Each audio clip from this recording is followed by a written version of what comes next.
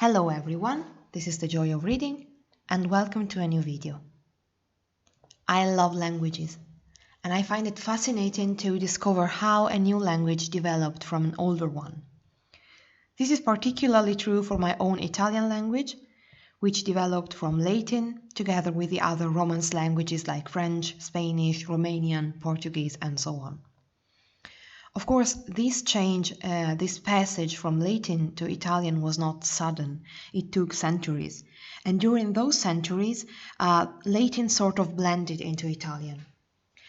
So in today's video, I would like to share with you a short text, a short medieval riddle, which shows you this blending. Here is the text. Se pareba boves, et alba pratalia araba, et albo versorio teneba, et negro semen seminaba. Gratias tibi agimus omnipotens sempiterne Deus. So first of all, I'll try to translate it into English and then I'll try to explain what it means. He led oxen in front of him and plowed wide fields and held a white plough and sowed a black seed. And the last sentence, we give you thanks, Almighty and Eternal God. So, in the first line, oxen is boves. The verb led is pareba. In the second line, white fields is alba pratalia, and plowed is the verb araba. In the third line, white plough is albo versorio, and the verb held is teneba. And in the fourth line, black seed is negro semen, and the verb sowed is seminaba. Please notice that the term negro is not meant as a bad word.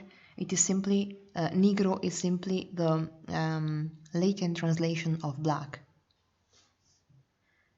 As for the last sentence, we give you is agimus, thanks is gratias, almighty and eternal is omnipotens sempiterne, and Deus is of course God. So, this is the so-called Veronese riddle, or Indovinello Veronese in Italian, because it was written and many centuries later discovered in the city of Verona in northern Italy. You may happen to know Verona because the story of Romeo and Juliet is set there. This riddle was discovered at the bottom of a parchment around 100 years ago, but it was probably written between the 10th and the 11th century AD. The scholars are not sure whether the same author wrote the first 4 lines and the thanksgiving at the end. So as you can see, there is a first part, these 4 lines, and this first part is a riddle. The solution to this riddle is probably the act of writing. So the white fields are the parchment, the white plough is the quill, and the black seed is ink. The second part is just a thanksgiving. The interesting question now is, what language is that? The last sentence, the thanksgiving, is written in standard Latin. So let's put it aside and look at the first 4 lines. This is neither Latin nor Italian, or better said, is both Latin and Italian. Let's look at the trademarks, which are definitely Latin. The ending of the word boves, oxen, in S is totally Latin, and the ending of the word semen, seed, in N is also Latin. Then there is the word alba or albus or albo, which means white, like Albus Dumbledore. The translation of white in current Italian is bianco, and the translation of white in Latin is albus or alba or album. So this is also Latin. And then the verbs pareba, araba, teneba, and seminaba all have this letter B. And this is also quite Latin.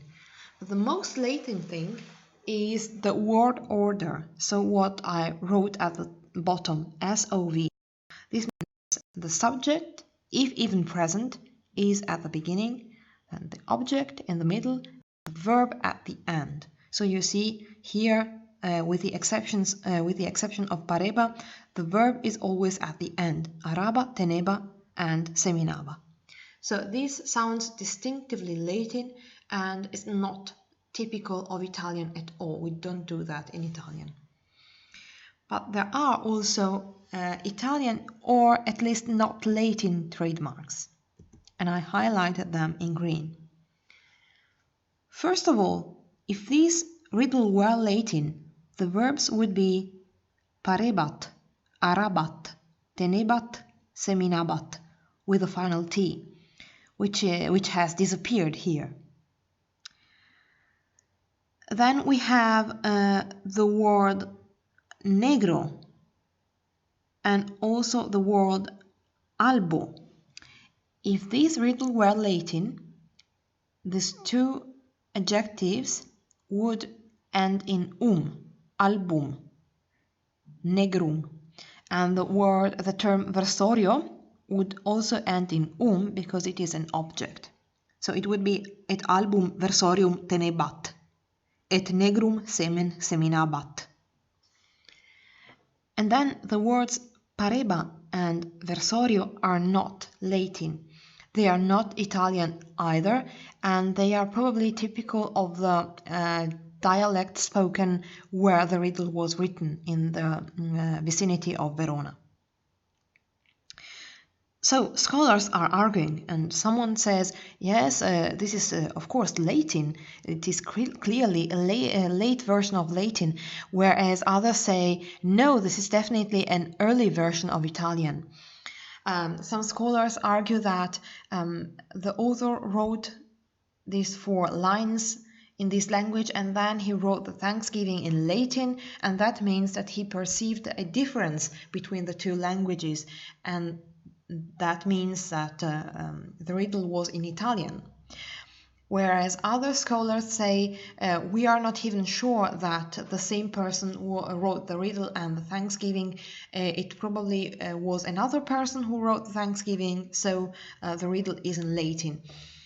I am not competent enough to join this discussion, but it is in any case right to say that it is something in the middle between Latin and Italian.